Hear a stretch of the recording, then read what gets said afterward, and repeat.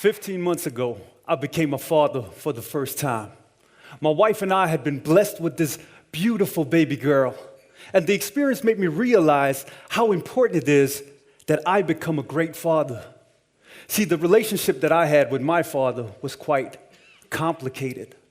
My father was a hard-working man, came to Denmark as an immigrant from India, and he would work as a truck driver, and in the weekends, he would clean the factories.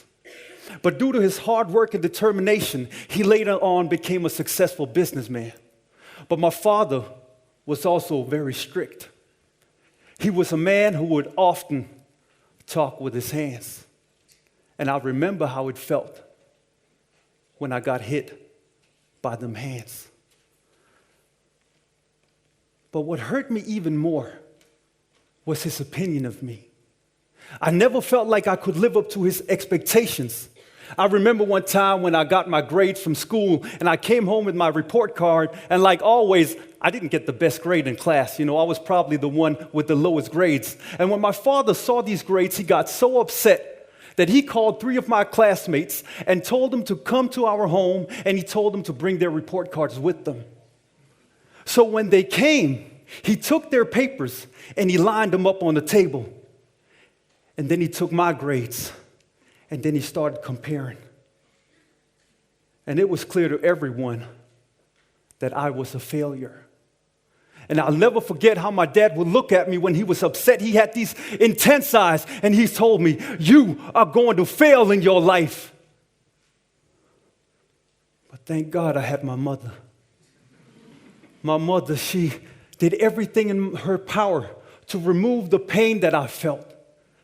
I recall how she would often tell me that I was beautiful and unique. And she told me I could do anything in life, but she said, the only thing you need is a vision. I want you to have a vision that's going to make you dedicate yourself like you have never been dedicated before. So I searched and I searched, and I found it. I wanted to become a professional rapper.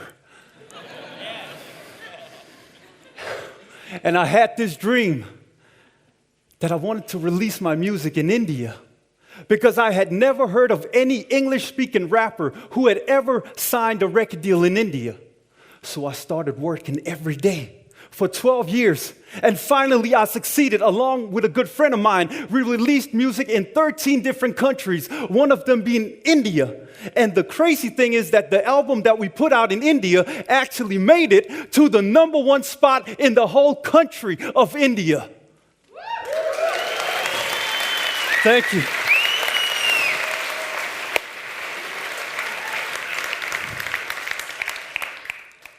But the success was short-lived. We were cheated by the record label, by our management, and I was left with nothing. Not a dime to my pocket. I had no money. And once again, I had to look at my father and say, I failed. And this time I got physically ill. I was put in the hospital 3 times where they put cameras in my stomach because I had gotten a bleeding also from all the stress and the worry. I was a broken guy, a broken young man. But thanks to my mother, she said, "Son, you don't give up now. You learned how to succeed in life. You made your visions become reality." She said, "The only thing you need to do now is find something that is so important to you that not even the loss of money can stop you." And once again, she reminded me that I was beautiful and unique. So I started searching. And 5 years ago, I found my call. I wanted to inspire people. I wanted to tell people how to succeed, how to make your dreams and visions become reality. And I wanted to explain to people how important it is that you chase your fullest potential. And 5 years later, I'm now living my dream, standing here in front of you, and I live my dream full time. I give speaks to kids in the inner city. I speak to universities, to professional sports teams, and to some of the biggest companies in the world. Next week, I'm talking to a big group of CEOs. And to think that I was just a street kid with low grades and an even lower self-esteem. But I made it once again. So if there's anything I know in life, then it's how you can have a vision that you might think is completely impossible for you to achieve, but I know how you can make that vision become reality. But I also know that most people never achieve what they want. Most people never go within themselves and explore their fullest potential. And the reason they don't do that is because they're controlled by one emotion. And it's the powerful emotion of fear. We all know fear. There's the fear of failure. What if I invest all of myself into this vision and this dream? What if I sacrifice my blood, sweat, and tears and I still don't make it? It could be in regards to your education, your professional life, your social life, your family life. I'm dealing with that fear right now as a father. When I look at my daughter, I always think to myself, can I empower this girl?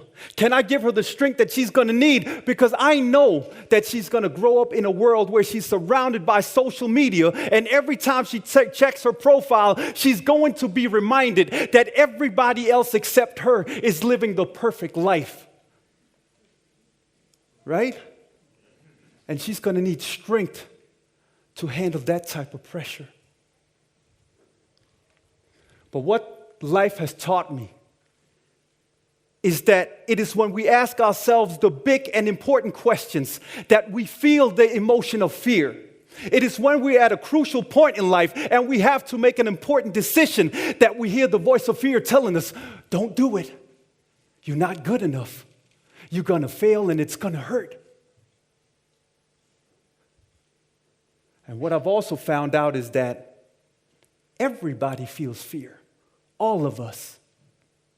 But the difference between those who succeed in life and those who do not, those who evolve and those who are stuck, the difference between the two is how they choose to deal with fear. See, you only got two options. I'm going to give you option one, the one I do not suggest that you do. See, as soon as you hear the voice of fear telling you you can't do it, and you obey your fear. See, that's the problem. Do not obey your fear. If you listen to that fear and say, okay, you're right, I'm not good enough, I'm going to stay right here. The problem with that decision of obeying your fear is that you are going to get stuck in your comfort zone. It might feel comfortable. You might know everything about your comfort zone. But the problem is that there is no opportunity for human growth as long as you are stuck in your comfort zone. And the danger about being stuck is that you're going to start compromising on your dreams and your goals. And you're going to start compromising on your life. And the danger about compromising is that you might create the dangerous venom called bitterness. You'll become a bitter person, blaming everybody else for your situation. And then you go and vote for politicians that love to vote, that love to speak about and blame other people, right? That bitterness is dangerous. But you have another option, the one I would like you to take. See, the next time you hear the voice of fear, I would like you to just have a moment of peace, complete peace within yourself. And then I want you to push that fear aside just a little bit. And then I want you to look at your vision. And I want you to ask yourself, is it more important to me that I make my dreams become reality, that I evolve as a human being, or is it more important to me that my fear controls my life? What I'm hoping is that you will come to the conclusion that your vision is much more important to you than your fears. And if that's the case, then I want you to do what I've done through my life. I want you to attack your fears. And the way you attack your fears is by 3 steps.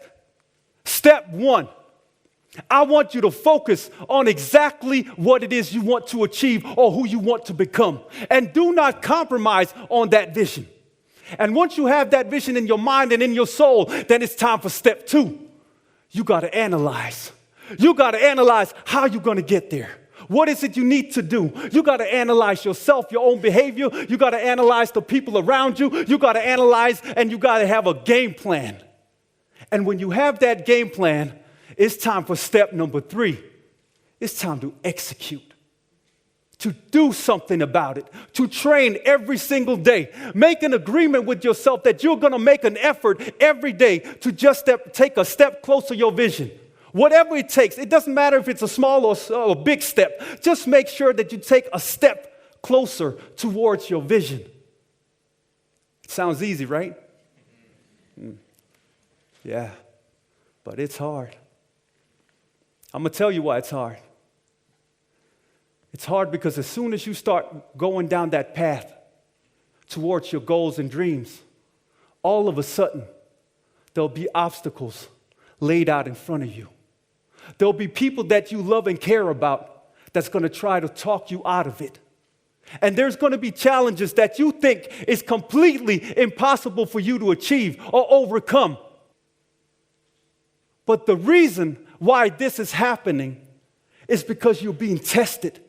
It's like we're being tested from the universe, that we have to prove to ourselves that we really want this. Because I'm tired of those movies where they talk about, oh, if you think about it, it will happen. No, that's not real life. You got to apply some action into your thoughts. But here's the crazy thing. As soon as you take it to the next level, as soon as you take a step closer towards your goal, everything is going to start all over. Once again, you will hear the voice of fear telling you, you ain't good enough for this level. You don't have what it takes. There's no way that you can be at this level and be successful. And then once again, you're going to have to make up your mind. Are you going to obey your fears or attack your fears? But all of this comes down to character.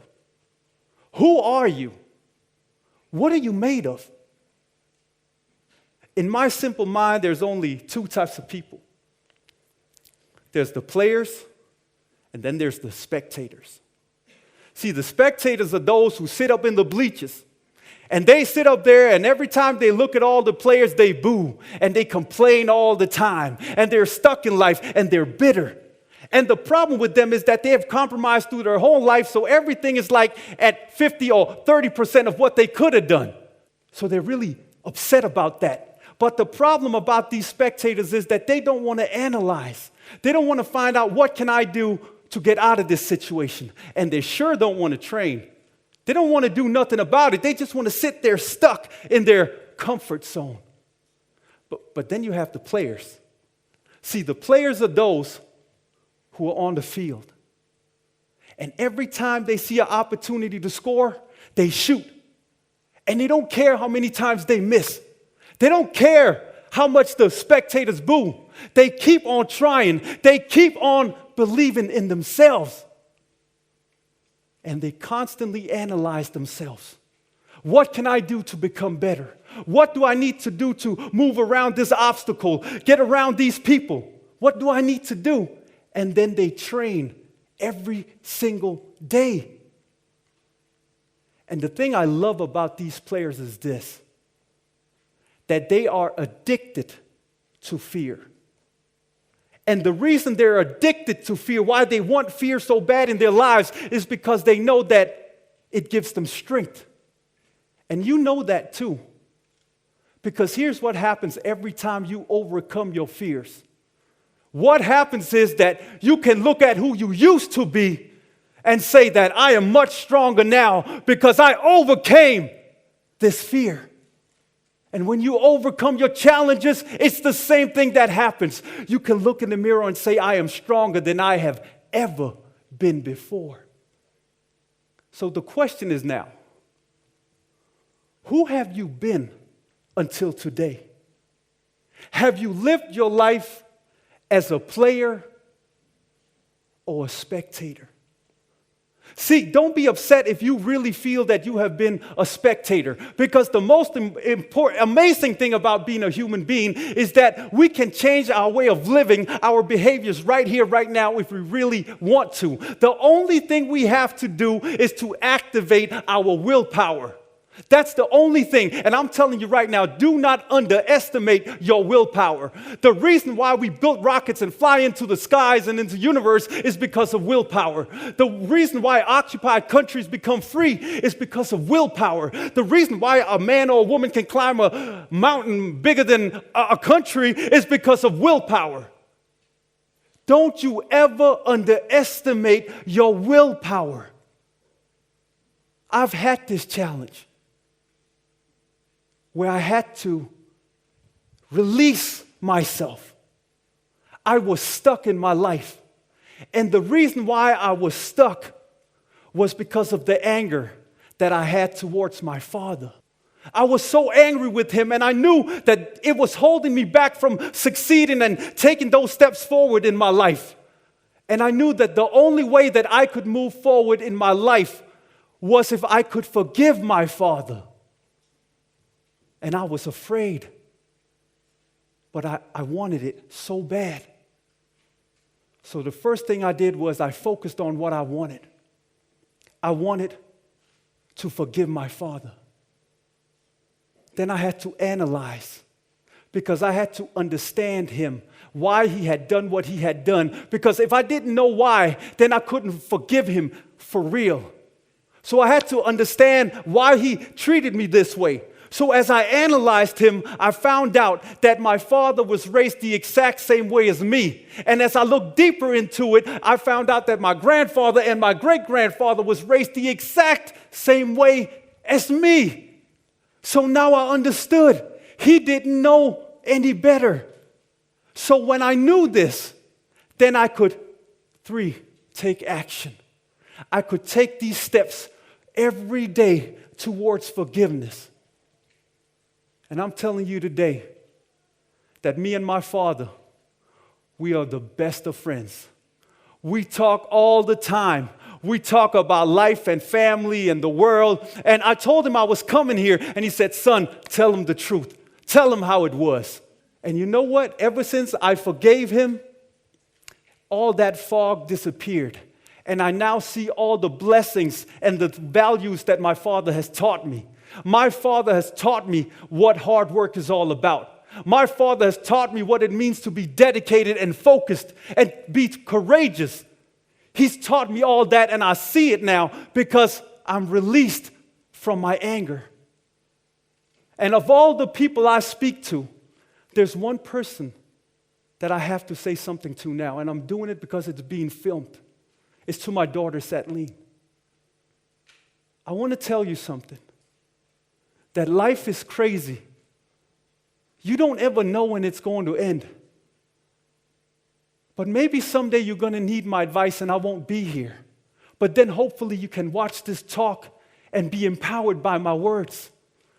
And I want to tell you as your father that I can't promise you that all your dreams will become reality. I can't promise you that. But what I can promise you is this. That if you are willing to overcome your fears, and if you're willing to dedicate your soul to something that is so important to you, then I promise you that you will grow as a human being and the light within you will shine bright. And don't you ever let anybody pull you down, because you got to remember what your dad's telling you right now. You're beautiful and unique, and I love you. Thank you so much. Thank you. Thank you. Thank you. Thank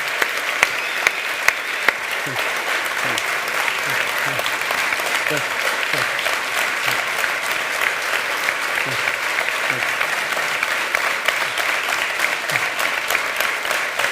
Thank you so much.